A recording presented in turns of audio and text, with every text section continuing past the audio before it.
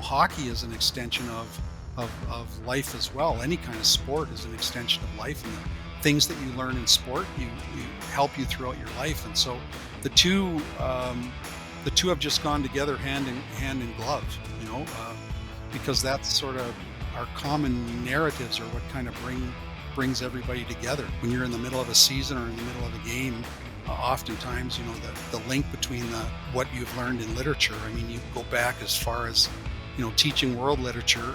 The Epic of Gilgamesh is 2,000 years old, and it's a story of the destiny of man outlined 2,000 years ago. So, if that has relevance today, then then they can realize that they're part of something that's bigger than themselves, which is really what they learn in hockey as well.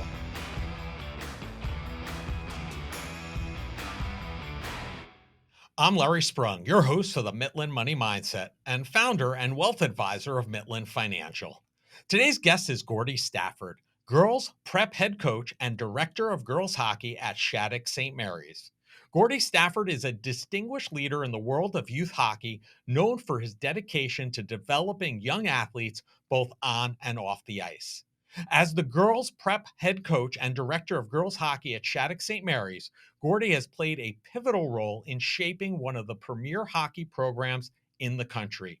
His commitment to excellence, mentorship, and sportsmanship has had a profound impact on his players and the broader hockey community.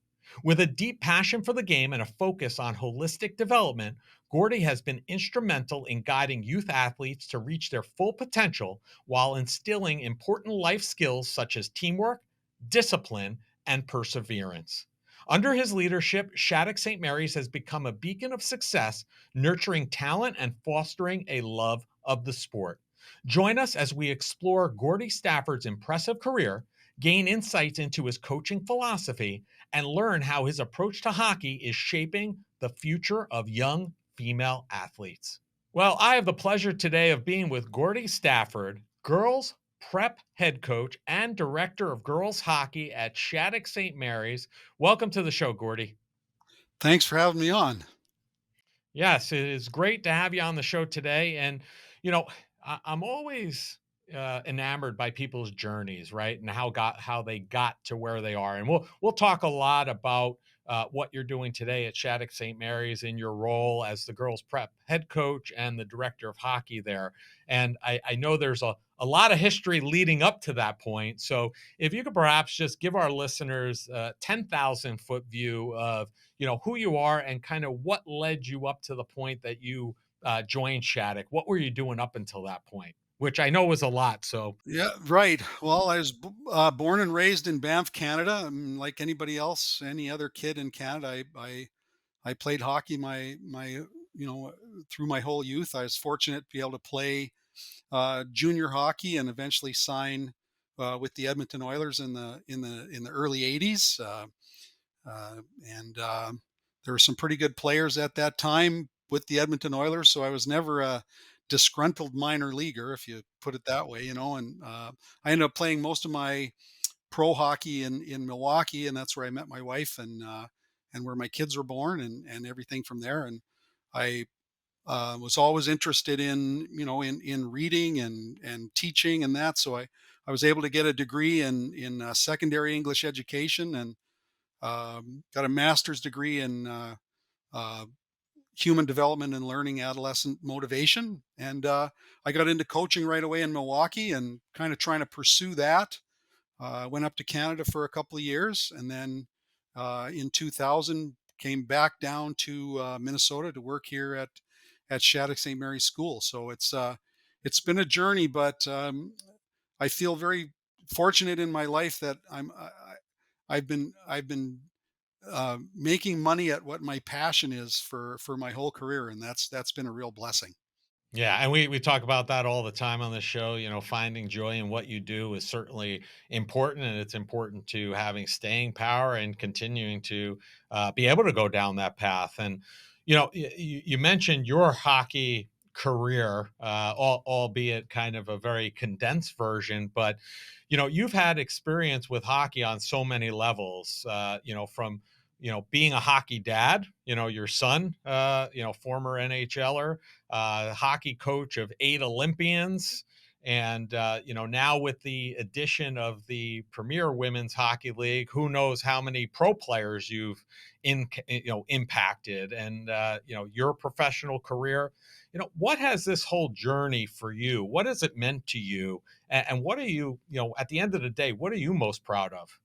I think being a teacher and a coach my whole life, you learn that teaching is a profession of delayed gratification, right? So at the end of the day, it's you see kids develop, you see them mature. I mean, the younger ones, some come to Shattuck as young as 13, 14 years old, and see them grow into young, young people and into adults, and be productive members of the community. I think that to me is the most rewarding thing, that you can have a part in in the lives of people that end up being very honest and productive citizens. So I think at the end of the day, that's part of it. But and then I think the ability to kind of have it continue over time. And I've always been a very curious person, and I consider myself to be a lifelong learner. So each year, you try and build on the past, and do things a little bit better. And well, at Shattuck in general, there are a number of alums come back and teach here, and I have a couple of alums that are working with me now. So that, I think, at the end of the day, is the most rewarding part. Amazing. Tremendous amount of impact. And, I think we would, being that I live on Long Island and in this area, certainly a lot of people, know the name Zach Parisi because spent a lot of years with the New Jersey Devils, a lot of years or a few years with the New York Islanders. And, almost 20 years ago, his dad, JP Parisi, approached you to take over the girls program, and I'm curious, what, what did it mean to you when he approached you to take over this program at a small school in the cornfields of Minnesota? What compelled you to say, yeah, let's do this, Well, when I came here, I came here as my son Drew at the time was a freshman in high school, and we were trying to do our best to help him along the way. And at the same time, the reputation of Shattuck sort of preceded itself. And when I met JP Parisi, I mean, I was a young kid in Team Canada 1972, so he's a JP Parisi is a Canadian hero. So when I Hmm. met him for the first time, that was a huge event in my life.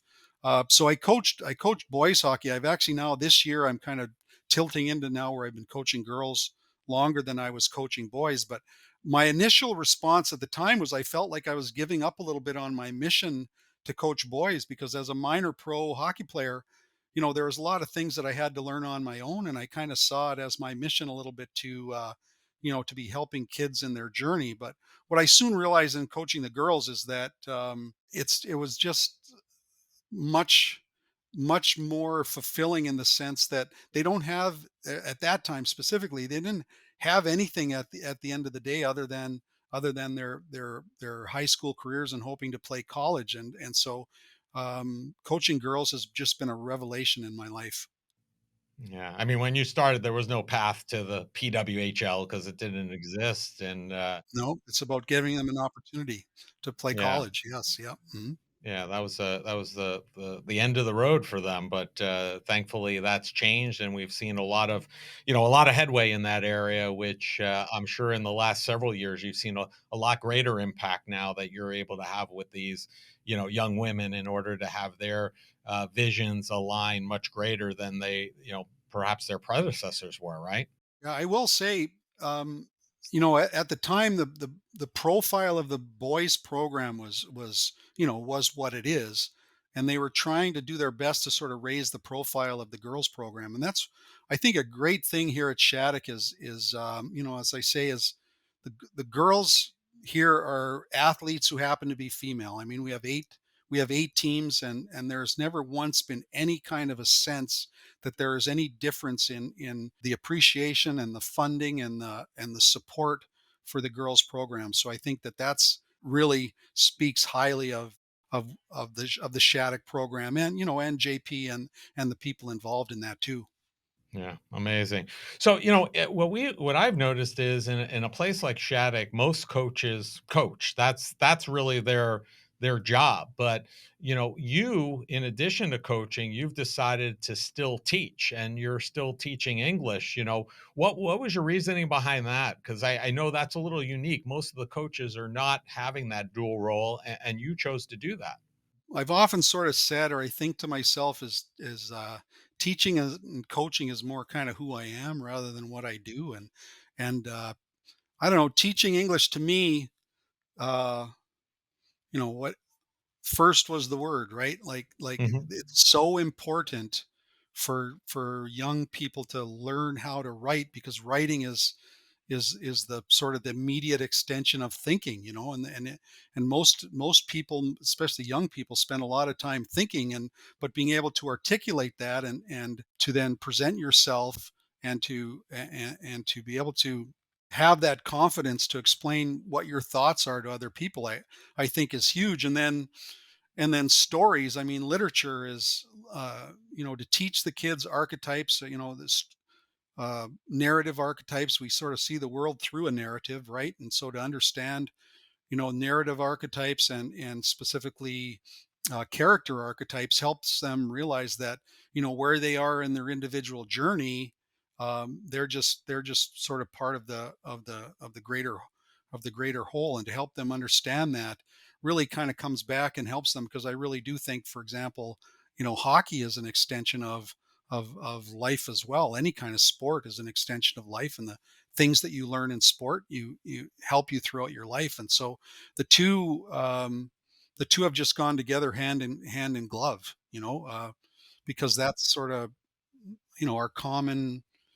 our common narratives are what kind of brings everybody together. So when you're in the middle of a season or in the middle of a game, oftentimes, the link between the what you've learned in literature. I mean, you go back as far as, teaching world literature. The Epic of Gilgamesh is 2,000 years old, and it's a story of the destiny of man outlined 2,000 years ago. So Right. if that has relevance today, then they can realize that they're part of something that's bigger than themselves, which is really what they learn in hockey as well. Yeah. Well, let's talk about stories for a second, because when I was looking at your career, a funny thing I came across story wise, I was a big fan of Barry Beck when he was a New York Ranger, and I actually ran into, because I believe he's living in like Hong Kong right now, or Okay. was at one time, and I had met somebody at an NHL event that lived there as well, and I was telling them how I was a big fan of his growing up, and they were kind enough to, when they got back home, get a photo of him, and he signed a photo for me, and they mailed it back to me. But not about me. This is really about you. I understand that in 1979 in junior hockey, there was a big to do with you and your team and Barry Beck, I believe, right? Well, it was the team that Barry Beck had played for, as the New Westminster Bruins. Yeah, I mean, that's through the being captured on YouTube. That, I would say, is one of the kind of seminal moments of my life. That it was it was back in the day. I tell people that Slapshot is real. It's real. But when you're a young 16-year-old kid involved in a bench clearing brawl like that, you learn how to take care of yourselves, and you learn Right. who your teammates are. That's for sure. And I think that has kind of embedded itself in my psyche for the rest of my life. I mean, that was people just have to go on YouTube and watch it, and Yeah. I think it even has a viewer warning on it. So Well. that was quite the event. Yes, Yeah, yeah, yeah, pretty. Some there are a few of those that they're time tested. That the Millbury shoe incident. There's a few of those stories out there. So, yeah. what you've built in your time at Shattuck is quite impressive. And in 2024, this past season, um, you just captured your or coached to your 10th national championship, And I feel like listeners would not forgive me if I did not ask, what's the secret sauce? How do people die to capture one national championship, but to capture 10 in a career, how do you go about doing that? Well, the first thing that comes to mind is it's having it's the players. It's good players, and I think one thing that I've always, however that came about, and it's part of, I grew up around hockey, is that when most kids come and they talk about wanting to be good, right? They want to be good. I want to have a good slap shot. I want to, all of these skills, but we always approach it being good. Being good is about being a good teammate. It's first about being a good person. I mean, that was one of JP's, be a good person. And I think that we, just as a program, it's a huge part of what we are, is that you need to be a good person, because we're trying to meet you where you are as a player, right? And help you get to your fullest potential. But if you're not a good teammate, and learn to be a good teammate, then that's huge. And then I think good players, when I say good players, okay, so good in terms of good people, good teammates. And then once you've established that, then we through our reputation, we get some highly skilled players too. And skilled players they want to be coached. You know, it's there's something to be said for, you know, taking even good players where they are. And most of the skilled players, they've been told their whole life that they're good, and they're not really that interested in that anymore. They want to know how they can get better.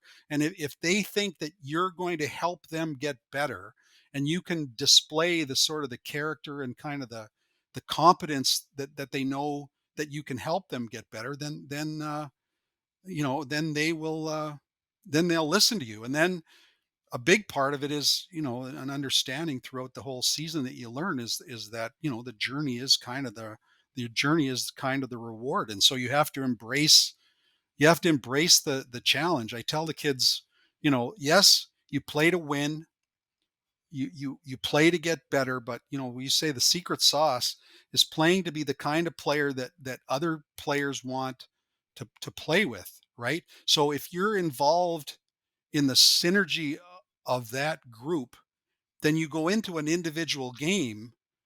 I mean, the real win is getting better as you play, right? So that individual game, I think in many of those games, especially with the girls, it's like, we're just, we're hitting on all cylinders. And we've won 10, but I've been, I've lost as well in four other in the Right. championship game of four others, right? So I mean, that's part of it too. But I think, y- if you're pushing them up to the threshold of proximal development, like pushing right up against optimal challenge together, um, man, it's just so much fun.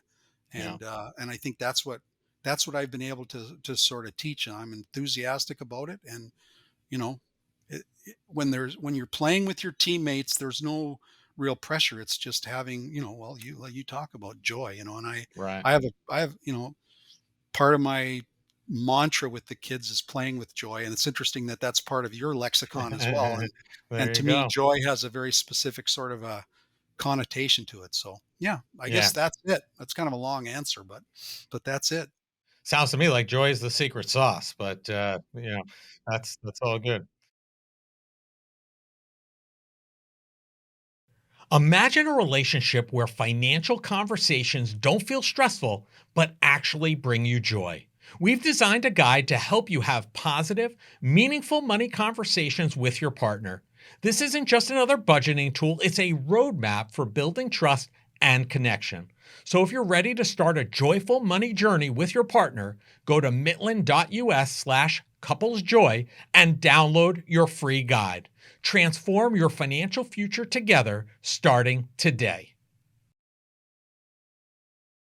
So let's shift for a second because I think that one of the things that I know you talk about and we talk about very often on this show, whether it be with athletes, with entrepreneurs, is mindset. Mindset is such a big piece, and I think even in today's environment, it's still often overlooked. And I've had players think that I'm happy, I'm grateful, I'm just not satisfied. They say all these things. Can you speak to the point and how players can work on their mindset to grow the game? Because I think that that's such an important aspect, that it's not just you talk about those great players or good players that are looking to be great, or even the skilled players looking to be even better, right? It's working on the ice and those skills, but mindset's often very important as well. How do they work on that as they grow their game? Well, I think that mindset book by Carol Dweck really made an impact on not just the sporting world, but on a lot of the world, and and so the way that she parsed it out, I think, was between uh, bet- between a fixed mindset and a growth mindset. I don't know. The foundation of it has to be gratitude. I mean, we have kids that come here. Their parents sacrifice their time and monetarily and any number of ways to allow them to come here and to always kind of have that sort of sense of how fortunate you are to be in kind of the situation that you're in, and then understanding, okay, I don't care what it is, anytime you dedicate yourself to anything, you're not going to be happy most of the time, right? And so then it gets into, okay, what is that? And there's, you can talk about, what is enjoyment, and joy is one of the roots of enjoyment, and it's being part of something that's bigger than yourself. It's an idea of focusing on sort of incremental improvement. you know um I've kind of, I don't know if I, I have an idea in my mind that I've talked about to the kids about. It's this kind of clarity mindset. It's like a mindset where your positive effort and that competitive is just for its own sake. It's rather than kind of whatever, like a transactional mindset. If I do this, then I expect this, right? Because at the end of the day, if you I if you dedicate yourself to something and that's what you want to put your heart into, then you don't necessarily, or you can't necessarily re- rely on what the end result is, right? But we all learn that it's what you learn along the way. It's the people that you meet along the way. So to stay kind of present in that. I mean, we talk about, I talk to the kids about, make sure your fun always supports your happiness, Hmm. you know Yep. so fun oftentimes for adolescents is doing something they shouldn't be doing on a Friday night, right? Hmm. But and we've certainly run into kids over the years that have made mistakes that way, and that's part of life too. But to understand, okay, I'm happiest when I'm at the rink, right? Hmm. I feel like I'm living my best, or being my best self, when I'm at the rink. So then everything I do, I need to do to try to, as much as possible, to support that. And then, if I'm around other people that are, one of the things that I talk about a lot too is that the the competition and friendship, and I have some real ideas, about that. But to push each other to be better, and that leadership, it is a response. Leadership is a responsibility, but it's also an opportunity for you yourself to get better. And if you're around people that are of the same mindset as you, then the synergy that creates, the possibilities are limitless, you know? I agree. Yeah, mindset's so important, and there's so many ways to attack it, but it's important to keep that in check, and have a constant state of mindset, not just doing it when it might be convenient or when you think you need to. So, That's where discipline comes. I mean, all these right, terms, right? Discipline and character, and each one of them has their own sort of connotations. But yeah, it's and they're all important. they are. Yep. Yep. Many of the women who've come through Shattuck have been instrumental in the growth of the women's game and the fight for equality. With regards to the women's and men's. What do you think's been a catalyst for that? Why has it been spearheaded by a lot of the women that have come through Shattuck? Well, I think that they, specifically, female athletes and females in general, the kids that come here and learn how to be a good teammate and learn what being on a team means and all of those things, then they understand that it's about things that are bigger than themselves. And and I think specifically, say kind of the four, between the Lamoureux twins and Amanda Kessel and Brianna Decker. I mean, they're just, they have athletic maturity, but they also understand that they do have a platform from which they can make things better for others. And I think their understanding of that has allowed them to take the stands that they have, and it hasn't been easy. I mean, the Lamoureux twins put a book out number 3 or 4 years ago that sort of documented that. And I remember talking with them while they were going through that, and that was I mean, there was a real chance that they were going to be that they were going to be eliminated, from the whole program because of that stance. But they felt that, again, that it was something that was bigger than themselves, and that the game meant more than their own individual, sort of comfort at the time, and they went for it. So that's, I mean, you talk about character and determination and all that. I mean, that's on display right there.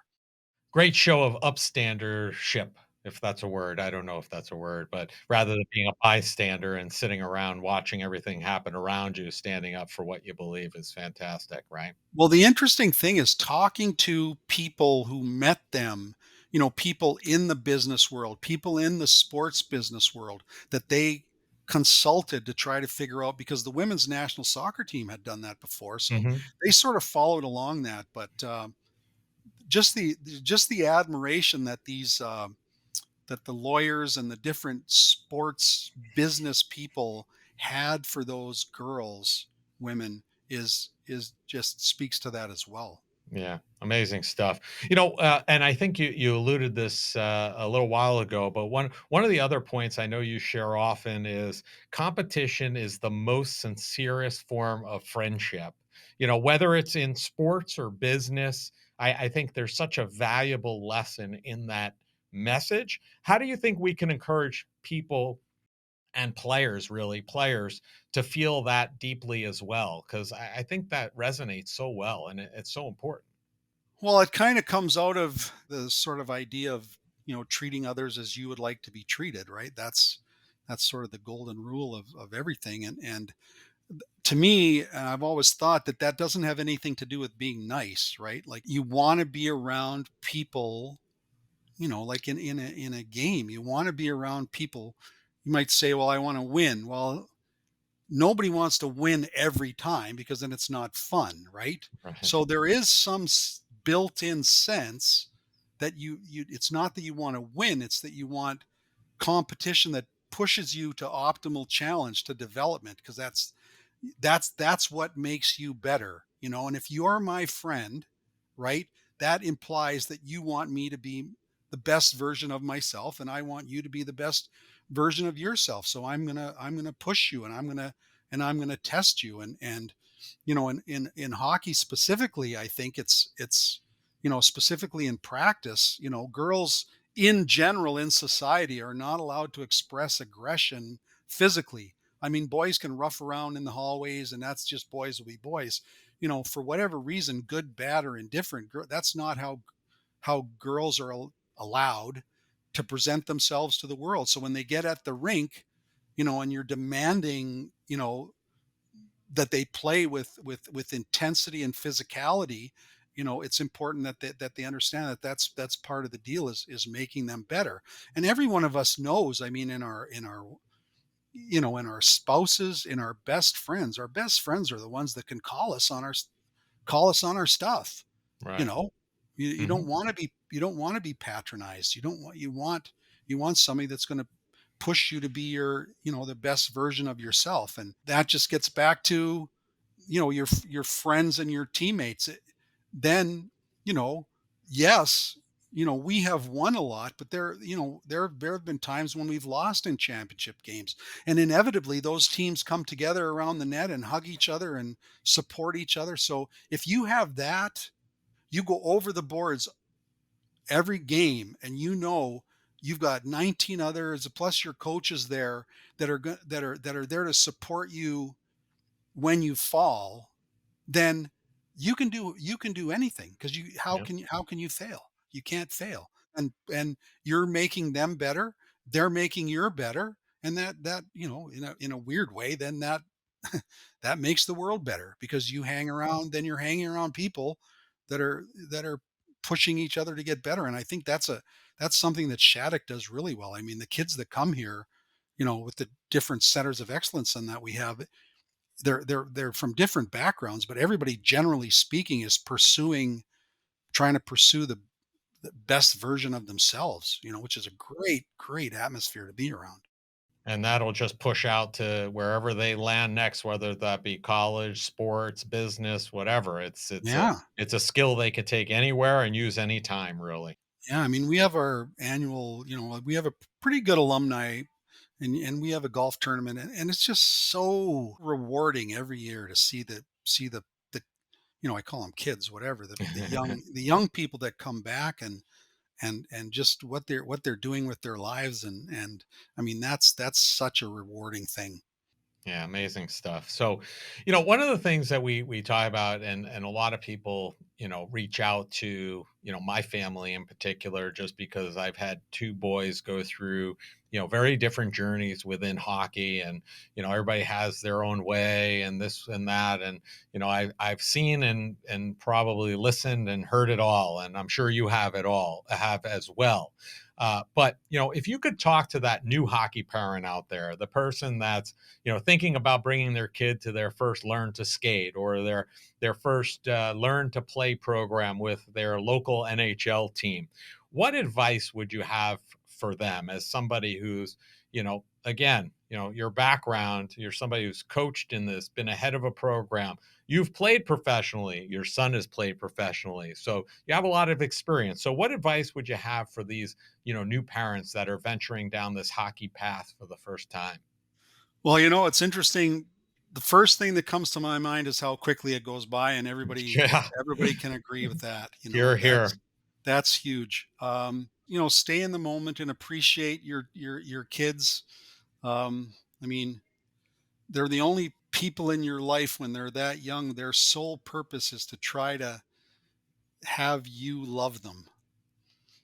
So you just love them. And then as it goes along, I mean, it gets back again to teaching them to be good people and everything like that. One of the things, you know, most people hope their kid, when they're young, latches on to something that they love, right? Whether it's sports or Yeah. piano or whatever, right?